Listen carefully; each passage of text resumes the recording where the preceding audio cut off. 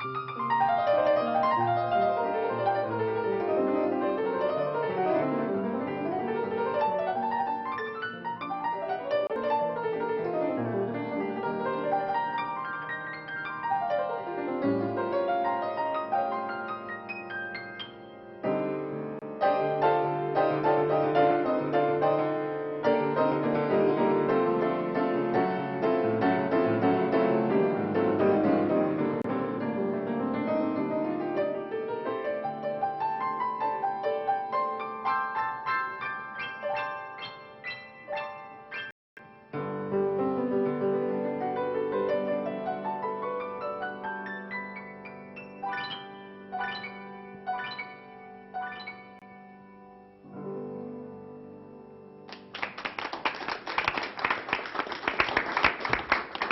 Michel. Michel Legrand est parmi nous. Jean Dréjac, vous connaissez Michel Legrand. Michel Legrand, vous connaissez Jean Dréjac, je pense. Michel Galabru, Suzanne Gabriel. Oui, oui. Trêve de mondanité. Jean Dréjac, Michel Legrand a traversé l'Atlantique pour vous et pour venir vous voir au club de 10 heures. À la nage.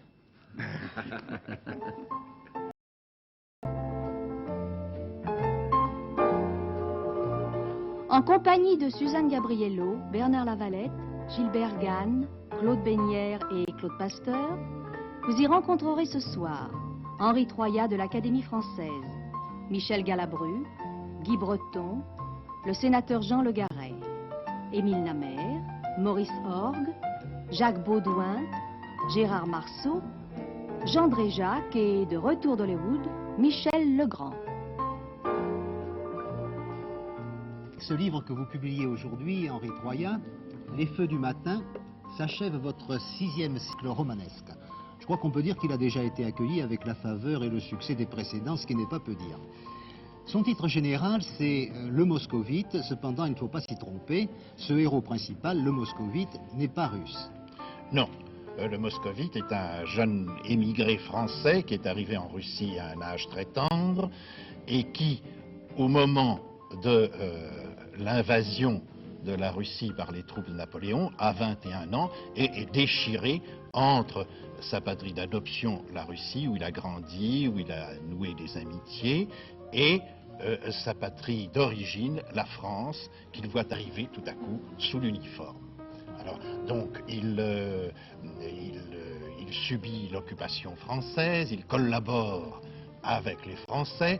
Lorsque les Russes reprennent Moscou, il est jeté en prison par Rostopchine pour fait de collaboration. Il est libéré grâce aux démarches d'une jeune femme qui est à la fois sa maîtresse et sa protectrice. Mais la société moscovite lui bat froid.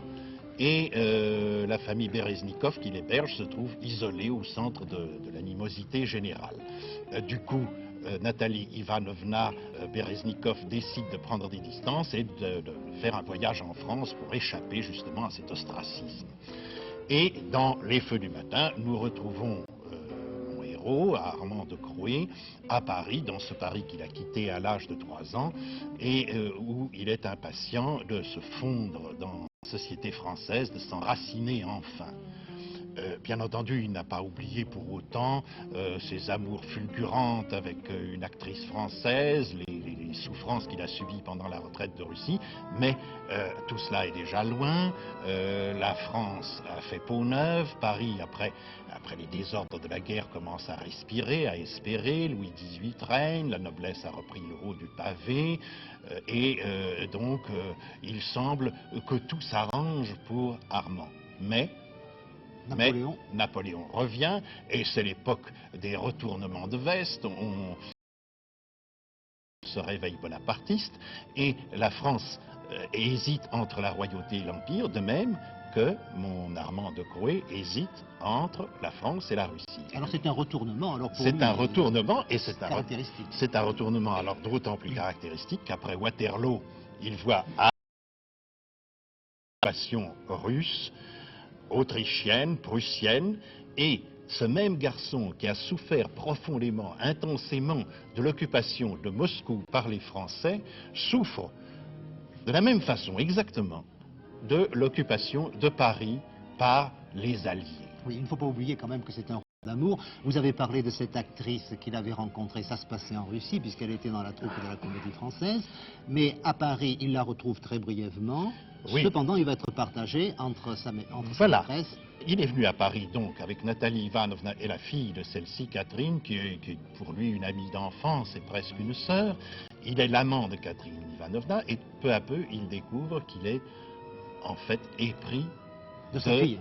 de la fille de Catherine Ivanovna et qu'il est passé à côté d'un bonheur très pur, très tendre, sans s'en rendre compte.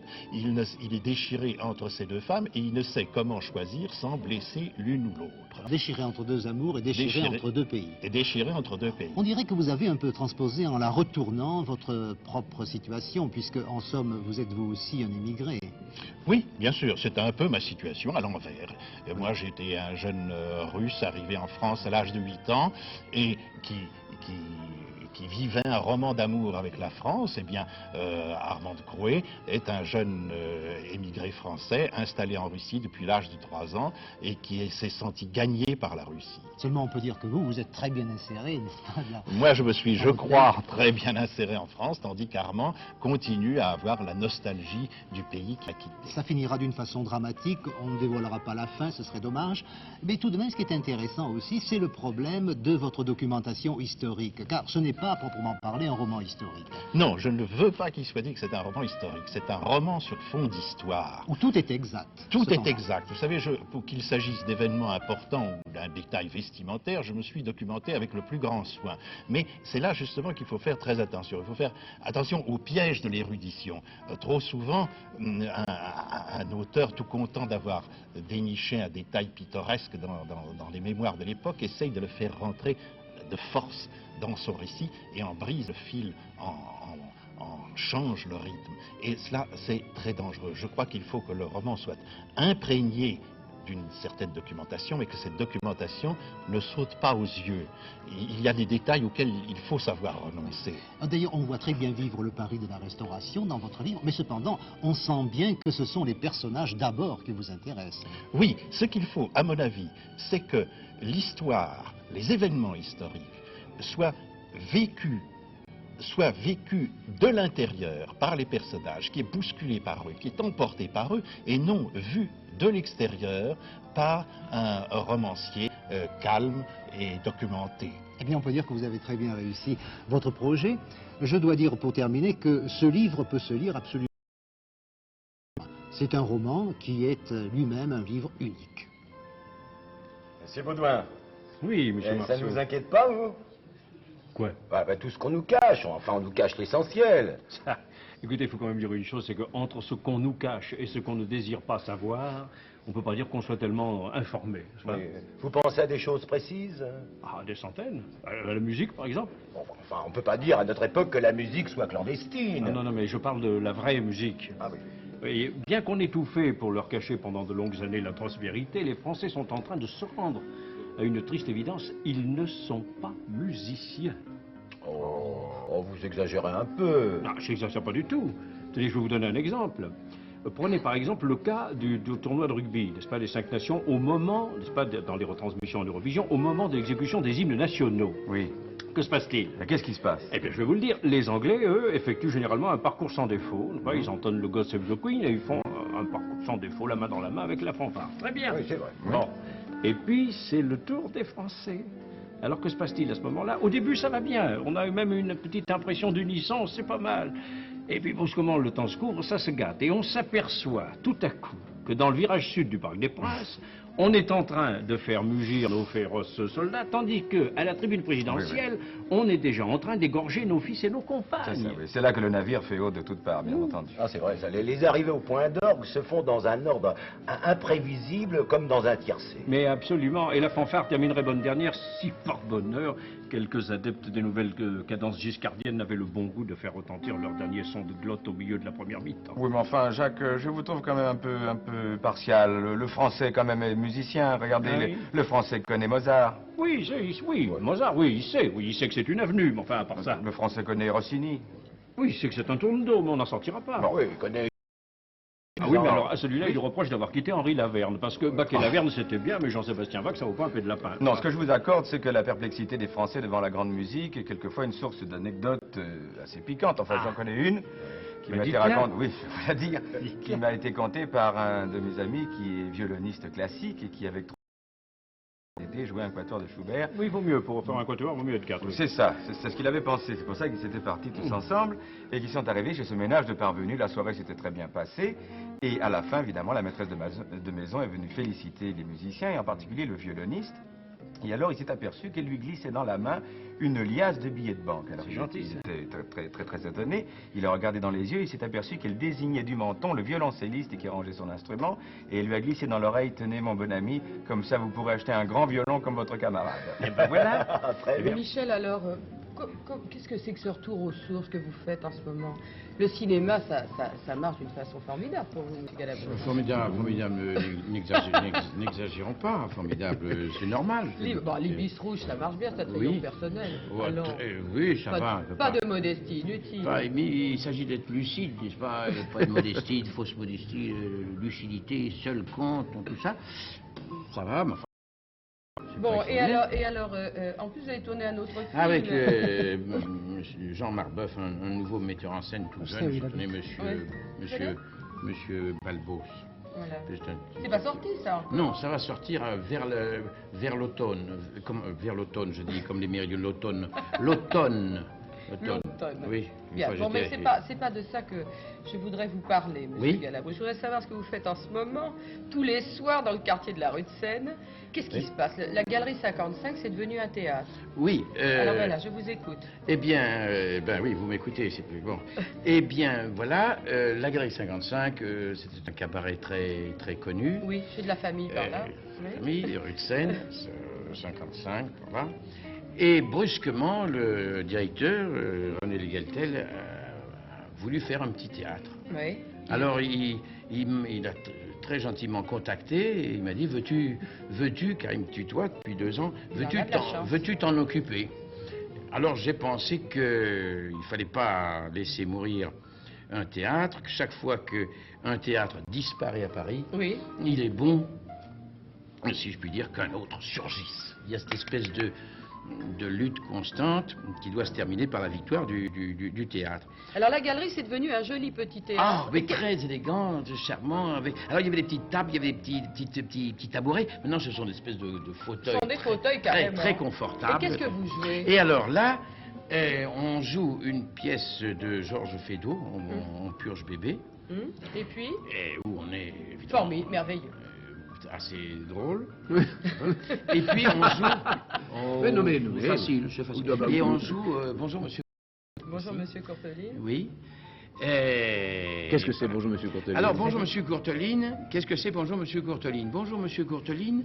C'est d'abord... On présente un petit film où on voit Georges Courteline. Ça, c'est formidable, c'est très émouvant. Et on voit d'ailleurs aussi Edmond Rostand... Enfin, des documents assez exceptionnels. Et puis, alors, on donne La peur des coups avec Claude Nicot et Jacqueline Géaneuf. Après, nous donnons Les Boulingrins. C'est un vrai spectacle de théâtre. Les Boulingrins avec Nicole Vassel, Nico et naturellement... Et Michel Galabru. C'est à ce moment-là que j'interviens. Il y a un entracte pour faire boire les gens. Oui. Ça rapporte un peu. Et puis on joue en purge bébé. En purge bébé. Et tout ça, ça se passe tous les jours, tous les soirs, à 9h. Tous les soirs à 9h. À la Galerie 55. À 9h, à la Galerie rue de Seine. 55 rue de Seine, on ne le répétera jamais assez. Oui. À la Galerie 55 rue de Seine. Oui, il ne faut pas me répéter ça parce que moi je vais me tromper, je vais aller au 85. Tome 2, pourquoi publier les textes de cette émission célèbre? Oui, je sais que c'est une chose qui se fait rarement que de publier des textes d'émissions de télévision. D'abord parce que ces textes, aussi bien les textes des anecdotes que j'ai racontées que les textes des chansons que j'ai fait entendre, m'ont été très souvent demandés par les téléspectateurs. Alors j'ai pensé qu'il était plus simple d'en faire des livres. Et puis ensuite, j'ai pensé que très souvent, les paroles des chansons, malgré l'excellente diction des interprètes, parvenaient mal aux téléspectateurs. Et j'ai d'ailleurs un souvenir personnel, quand j'avais 10 ans, mes parents m'avaient emmené à une petite soirée, un petit concert de charité, et là une dame est venue chanter une chanson extrêmement mélodramatique qui s'intitulait L'amitié d'une hirondelle. C'était l'histoire pitoyable d'une pauvre fille qui pleurait parce que son fiancé l'avait abandonnée et il ne lui restait plus que l'amitié d'une hirondelle. Et tout le monde pleurait dans la salle et moi je pleurais plus que tout le monde parce que moi j'avais compris il ne me reste plus que la moitié d'une hirondelle, ce qui est évidemment encore beaucoup plus triste. Abominable. Écoutez, oui, mais alors là vous racontez toute l'histoire de France depuis quoi? Eh bien, dans ce tome 2 du Cabaret d'Histoire qui vient de paraître, il y a 3 parties. Une partie qui est consacrée à une histoire de Paris par la chanson, c'est une promenade dans Paris. Il y a une deuxième partie qui s'intitule Versailles, carrefour de l'histoire, qui est une histoire de Versailles par la chanson. Et enfin, la Révolution. Tout ça à travers des chansons et des airs que vous avez trouvés. Bien sûr. Où ça? Ces airs, je les ai trouvés grâce à ce que l'on appelle la clé du caveau, car autrefois, les chansonniers satiriques ne travaillaient pas comme aujourd'hui. Ils n'avaient pas un compositeur à leur disposition. Ils se contentaient de prendre des timbres connus. Et ces timbres étaient contenus dans un énorme livre qui s'appelle La clé du caveau, qui contient 2000 ou 2500. Et au XVIIIe siècle, ça existait déjà la clé du caveau? Au XVIIIe siècle, il y avait la clé des chansonniers, et tous ces chansonniers satiriques se contentaient toujours de choisir dans une gamme d'une vingtaine d'airs que tout le public connaissait. Monsieur, mais quand il va s'agir de trouver des chansons franques ou médiévales... Ça sera plus difficile. La plus ancienne chanson que je possède est une chanson qui date de 623, une chanson sur Clotaire II, et je dois dire que... Ça, vous n'avez pas publié encore. Je n'en ai pas. Alors là, quelle est l'histoire, parce que tout ça c'est très drôle, et quelle est l'histoire que vous préférez dans toute cette... Eh bien, dans ce deuxième tome du Cabaret d'Histoire, une histoire qui m'amuse beaucoup, c'est l'histoire de Madame Marguerite Bloch. Madame Marguerite Bloch avait, si vous voulez, créé un mouvement qui préfigurait le MR. Et c'était une ardente féministe qui ne se contentait pas de réclamer l'émancipation pour ses sœurs, mais qui voulait absolument interdire l'allaitement, car elle disait, je cite, que c'était une coutume barbare qui rabaissait la femme au rang de la femelle et tendait à souligner monstrueusement la différence existant entre les sexes. Il est vrai qu'on voit rarement un homme donner le sein. Évidemment. Mais écoutez, cette histoire me paraît admirable, d'autant mieux qu'avec votre livre, on peut, d'une part, assurer l'enseignement de l'histoire dans les lycées, et on va pouvoir également en assurer l'éducation sexuelle. Je serais ravi. Moi, j'ai un problème. J'ai un problème parce que je ne sais pas comment vous appeler. Est-ce que je dois dire monsieur le sénateur, monsieur le député ou monsieur le président?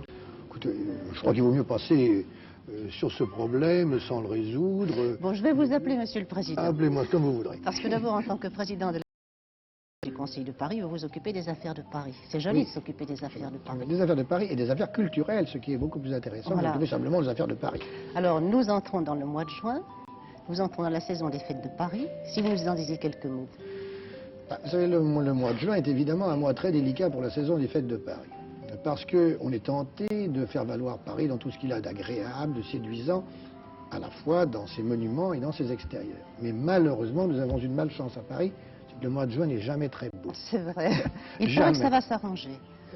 Dieu vous entende, mais malheureusement, c'est mal parti. Remarquez, nous démarrons simplement, aussi, une des fêtes de Paris, qui est la fête des Tuileries, elle s'appelle même La Fête, et qui a pour objet justement de restituer dans ce grand jardin des Tuileries une animation alors extrêmement multiple, qui va du manège de chevaux de bois jusqu'au grand cirque. Et je pense que là, si Dieu nous entend, c'est-à-dire s'il fait un peu beau, ça peut être très intéressant. Ce qui me plaît justement dans votre programme, c'est que ce sont des fêtes populaires. Oui. Parce que je faisais la réflexion récemment que Paris est triste. Autrefois, sous le Second Empire, il y avait partout des concerts dans les rues, des montreurs d'ours, des tas de choses. Maintenant, Paris est triste. Est-ce que vous n'avez pas des projets pour égayer Paris? Nous avons beaucoup de projets. En plus de votre saison. Non, nous avons beaucoup de projets dans la saison. Toujours le même problème de pouvoir vivre un peu à l'extérieur, montrer notre extérieur, montrer justement le charme des rues de Paris, notamment dans ces vieux quartiers. Et nous avons déjà réalisé d'ailleurs des animations de vieux quartiers, notamment dans le quartier du Marais. Ah oui, parlons-en justement. Si vous voulez, et nous comptons en faire beaucoup. Et je pense que, peut-être pas encore trop cette année-ci, mais l'an prochain, dans les projets de festival de printemps que nous agitons, nous pourrons faire une animation dans tous les quartiers de Paris, dans la rue. Nous avons un programme de ce qu'on appelle musique dans la rue, que je crois sera intéressant. Ah voilà, c'est exactement ce que je voudrais pour Paris. Eh bien, Mais dans le Marais, qu'est-ce que vous avez prévu cette année? Alors, dans le Marais, nous avons comme toujours, comme depuis 1962... Je m'excuse de vous interrompre, vous êtes président de la commission de restauration Je suis président de la société de Marais. restauration du Marais, puis en plus j'habite le Marais, je représente le Marais, par conséquent je suis très passionné. Vous vous accoudez, il faut en faire changer d'époque. Oui, oui, enfin vraiment c'est un quartier passionnant. Et alors nous avons le Festival du Marais qui anime les vieux hôtels, qui va cette année-ci animer encore des vieux hôtels, et aussi alors animer en particulier la place Sainte-Catherine, qui est une des places les plus pittoresques de Paris, les plus inconnues. Avec des spectacles. Avec des spectacles, des montreurs d'ours, des danseurs de quelle cordes, merveille. vraiment tout ce que vous recherchez. Exactement. Exactement, oui. nous allons le faire. Puisque nous parlons spectacle, comment vont les théâtres de Paris? Les théâtres de Paris vont mal, vous savez, les théâtres de Paris vont mal. Nous en avons évidemment de très prestigieux qui appartiennent à l'État. Il a des théâtres dans notre territoire. Nous avons, nous, 5, et notamment le Châtelet. Et la Gaîté Lyrique, nous devons faire un centre d'animation. Et puis, il y a 56 théâtres privés qui, malheureusement, ont été fort mal entretenus depuis ce beau deuxième empire dont vous parlez avec nostalgie. Moi, je me demande comment, avec toutes vos activités, vous réussissez tout de même à écrire des livres. Parce que j'ai ouï dire que vous êtes en train de faire un livre. Je suis en train de faire un livre, et malheureusement, je suis en train depuis très longtemps de faire un livre parce que je n'arrive pas à le terminer, précisément à cause de toutes ces activités qui sont multiples. Parce qu'il ne faut pas oublier non plus le Sénat. On en fait le centenaire, mais c'est très absorbant le Sénat, quoi qu'on ait dédié à un certain moment. Alors j'écris lorsque j'ai le temps. Il m'arrive quelquefois que mes éditeurs sont ingrats, auquel cas ils me laissent du temps, mais je préfère quand même qu'ils ne m'en laissent pas trop. Eh bien, ce livre, Monsieur le Président, ce sera une occasion de revenir nous voir. Eh bien, volontiers. Bah bravo, monsieur Hank. Oh, bah bravo, belle mentalité. Eh oui, j'avoue que la contemplation de ces maillots tels qu'ils vont s'étaler cet été sur les plages est un spectacle auquel il est dur de s'arracher, monsieur Marceau. Et pourquoi mettez-vous vos lunettes comme Jean Dutour? Je mets mes lunettes comme Jean Dutour parce que je suis myope. Et quand on enlève le verre de devant l'œil, ça grossit la photo. Parce que les photos sont petites. Non, c'est le maillot qui est petit. Ah ouais. Vous n'avez pas vu? C'est beau. C'est la mode string. Ah, string. Oui, il paraît qu'on peut en faire 2 dans un bavoir, comme ça. Elle m'étonne. Oh, bah, vous savez, les couturiers ne savent pas quoi faire pour vendre davantage. Ah oui, bah forcément, il faut que les couturiers réussissent de leur vivant de nos jours. Ah oui, pourquoi? Ah, parce que vous savez que les maisons de couture sont les seules maisons de commerce où on ne se succède jamais de père en fils. Oui, pourquoi? Ah oui, c'est égal. Ah, c'est égal quand même. Je me demande s'il y a beaucoup de femmes cet été qui vont pouvoir faire le test du crayon, hein. Le test du crayon? Le test du crayon. C'est quoi, ça? Ah, c'est un test formidable. Pour qu'un sein soit parfait, oui. Il faut que quand la dame glisse un crayon sous son sein, le crayon tienne juste ce qu'il faut. Et tombe dès qu'elle remue. Que c'est ingénieux. C'est exactement le juste milieu entre celles qui sont obligées de poser le crayon sur leur bord du sein comme sur leur bord d'un plumier, n'est-ce pas, sur le bout du sein, et celles qui peuvent être un annuaire du téléphone en dessous. C'est ça. Oh, bah, vous exagérez un peu tout de même. Non, j'exagère absolument pas. J'exagère absolument pas. D'ailleurs, le buste des femmes est un sujet dont M. Giscard d'Estaing n'a pas encore parlé. Ah oui, parce qu'il n'a pas eu le temps de se pencher dessus. Ben non, il était très occupé la semaine dernière. Ah oui, qu'est-ce qu'il y a? Ah bah oui, il a reçu un cadeau. On a fêté le première année de son septennat. Oui, il a reçu un cadeau de la part des membres du gouvernement, dites donc. Ah, c'est gentil. Et quel genre de cadeau? Ah, ils sont pas foutus de lui. C'était une statuette de Carpeaux, comme ça, qui représentait un jeune homme qui danse en s'accompagnant au tambourin. Oh. Oui. Ouais. Moi, j'ai trouvé que c'était un très joli cadeau et bien trouvé, parce que, évidemment, le président n'est pas un tout jeune homme, mais enfin, il a un côté dansant, et puis, en ce qui concerne le maniement du tambourin, c'est un virtuose. Je vois pas où est la malice, là. Non, mais il n'y a pas de malice.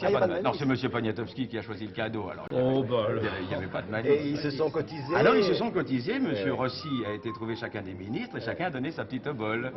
Alors, évidemment, comme le président n'avait des ministres qui ne vont pas finir le septennat, il y en a qui se sont demandé si ce n'était pas un investissement qui ne serait pas rentable. Ras-le-bol, quoi. Oui, c'est ça. Et si jamais, après avoir été remercié du cadeau, il ne serait pas remercié tout court. Mais enfin, vous le savez, Jacques et Gérard, hein, dans la vie politique, il faut savoir vivre dangereusement. C'est bien vrai. On sait qui est Galilée. Mais enfin, je peux vous dire en 2 mots que Galilée a eu une jeunesse qui était peu prometteuse, puisqu'il n'a finalement pas eu de diplôme, et il a simplement et clandestinement étudié les mathématiques.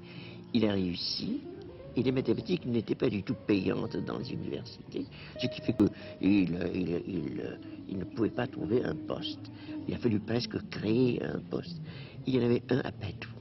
Et alors, il a réussi à obtenir ce poste, et il enseignait dans les... Il enseignait des choses subversives. Non, pas du tout. Il n'enseignait pas des choses subversives, justement. Il enseignait des choses qui étaient au programme. Et notamment, puisque vous pensez à une chose subversive, il enseignait la sphère. Et la sphère, c'était le système, non pas du monde de Copernic, mais le système du monde de Ptolémée. Il a néanmoins été traîné devant les tribunaux ecclésiastiques, et c'est l'objet d'ailleurs de votre livre, oui. Pour une raison religieuse, parce qu'il n'enseignait pas suivant les règles. Jusqu'en 1610, il a enseigné d'après les règles habituelles des universités, d'après les traditions. Il connaissait le système de Copernic, mais il ne l'avait jamais adopté, pour la très bonne raison que c'était un savant, le premier vraiment du genre. Mais alors pourquoi l'a-t-on poursuivi? Eh bien parce que pour la première fois, un savant a voulu démontrer quelque chose qui n'était pas dans les théories, si vous voulez, classiques, dans les théories existantes. Or, les théories existantes exigeaient que le ciel fût en quelque sorte immuable, fût parfait, fût éternel. Or, dans le système de Copernic, il y avait beaucoup de points qui obligeaient, n'est-ce pas, à modifier ces aspects-là. Absolument. Alors au fond, il a été condamné par les tribunaux ecclésiastiques, par un cardinal qui a instruit son procès. Il a abjuré, donc on l'a simplement condamné à la relégation. En fait, Et il n'a jamais dit, et pourtant elle se... Non, il n'a jamais dit, pour la très bonne raison que s'il l'avait dit, il aurait été depuis longtemps. Mais en réalité, il a accepté de vivre dangereusement. Il a 36 ans, il a commencé très très jeune. Et en 36 ans, Jean a écrit combien? Peut-être au moins 7-8 chansons. 8 7 ou 800. 7 ou 800, oui. Est-ce qu'on peut faire un... Il y a un palmarès extraordinaire chez Jean Dréjac. Non, il n'a pas le palmarès. Il n'a pas le palmarès, il a le moral en tout cas. Ah bon? Quel titre pourrait-on citer, Jean? Je ne sais pas. Le petit vin blanc, bien sûr. Vin blanc. Si tu sais pas, qui va savoir? J'espère que vous savez un peu encore. Le blanc blond, oui. La chansonnette. Sous le ciel de Paris. Sous le ciel de Paris, la cuisine, l'homme à la moto. C'est assez fabuleux, je veux dire, avoir écrit tout ça. Et avec quel compositeur? Eh bien oui, un peu tous les compositeurs de musique de ma génération. J'ai eu peur à un moment. Les compositeurs j'ai eu peur. C'est vrai. Alors, on peut citer quand même Hubert Giraud, Jean Constantin, Georges Auric. Jean Constantin, Georges Auric. Maître Sauguet. Voilà. Et puis alors il y a une seconde partie dans cette carrière, c'est la rencontre avec Michel Legrand. Oui. Hein, alors à partir de là, il y a eu une nouvelle collaboration avec de nouveaux titres, de nouvelles chansons. On n'a pas collaboré tout de suite, à vrai dire, on se connaît depuis on n'a pas très collaboré. longtemps. D'abord, on était beaucoup trop jeunes à l'époque. On était sûr, il fallait dire ça. Je peux dire ce que je veux, oui, tu permets. Tu fais ce que tu veux. Suzanne, bon, ça marche. En fait, oui, il était en culotte courte quand je l'ai connu, dans les couloirs de l'édition de sa mère. Et on avait écrit un petit truc à l'époque qui n'a jamais vu le jour d'ailleurs, je ne me souviens pas de la première chanson. Si, je me souviens très bien. Je cherchais un appartement, pas trop petit, pas trop grand. C'était à l'époque où tout le monde cherchait un appartement.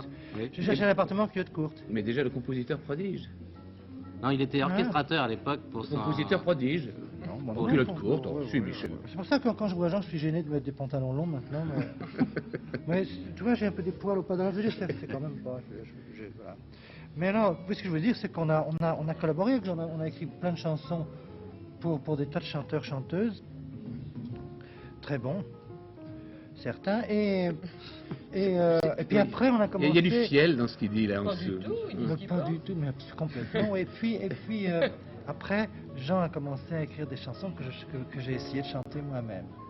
Et c'est là où sa carrière s'arrête. On repart, pardon.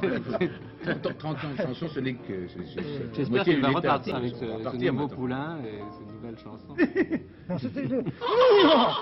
c'est moi le nouveau poulain. C'est pour continuer comme ça. Bon, moi, ce que je voudrais, c'est que Michel se mette au piano et nous fasse une sorte de pot-pourri de chansons celle qu'il a écrite avec Jean Dréjac. Très très volontiers. On peut? Oui, on va faire des très petits morceaux de chaque. Je peux venir? Allons-y, bien sûr. Oui, on peut. Je t'écouterai attentivement. Au piano. Allez, maître. On avait écrit... Pour qui? On avait écrit pour Patachou. va pas t'imaginer que tu me mènes par le bout du nez, par le bout du nez, par le bout du nez. On avait écrit aussi pour Patachou ça. Allume tes lampions, tes quinquettes, ton néon. Allume tes clignotants, mon printemps.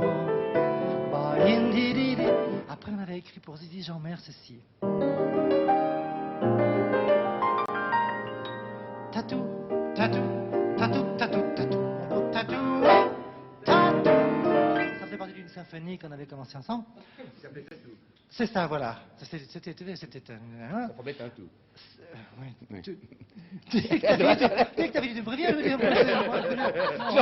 non, mais très bien. Alors après, on avait écrit, oui, alors on a commencé à écrire pour moi cette chanson. Je crois que c'était une des premières, celle-ci. Comme elle est longue à mourir, ma jeunesse, dans mon cœur, je ne l'ai jamais trahi, ma jeunesse, qui me laisse à mon émoi et qui s'en va de moi. Oh, j'aime bien cette chanson. Après, j'aime bien. J'ai un amour et une admiration particulière pour les textes de Jean, je dois dire. C'est vraiment un poète fantastique. Après, on avait écrit pour Serge Reggiani, on en avait écrit ceci. J'écoutais dites sur un phono par hasard un disque en mono. La chanson est de Marguerite. C'est embêtant parce que j'ai envie de chanter des chansons entières, mais on peut pas, je veux dire. Tout à l'heure. Parce qu'il faut pas qu'on se couche trop tard non plus. Après, on avait écrit pour moi cette chanson-ci. Dans le même instant, la même seconde, à travers le monde, à travers le temps, dans le même instant, à travers l'espace, dans le temps qui passe, en nous emportant. Et puis aussi cette Java. On entend d'abord le bruit de ses pas, le bruit de son doigt qui frappe à la porte, un trou de soleil de joie nous emporte. Et l'on est heureux car on le sait, et l'on est heureux car on le sait, et l'on est heureux car on ne sait pas.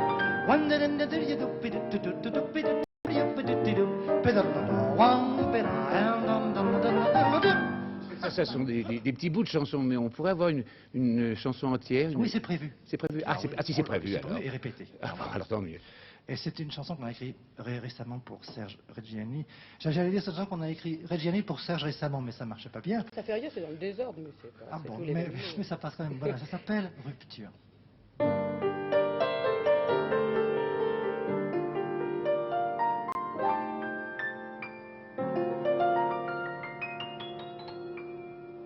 Je crois qu'il vaut mieux s'aimer un peu moins qu'on s'aimait nous deux.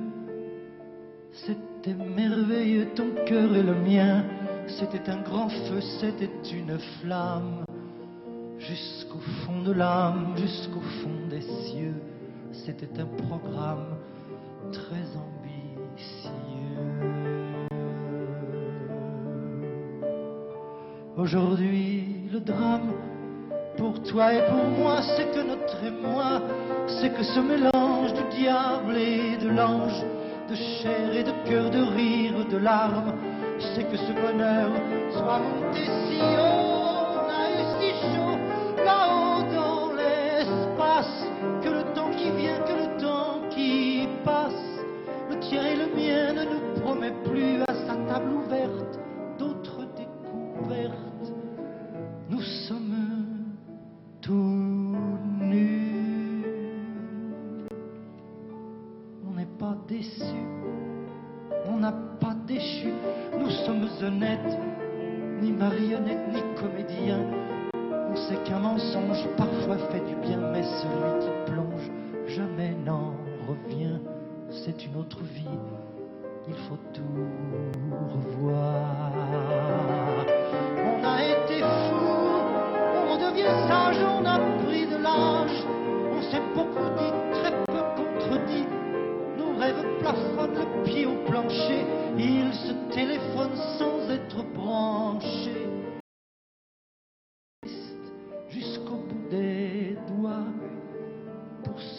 goûter des joies quand la chair est triste.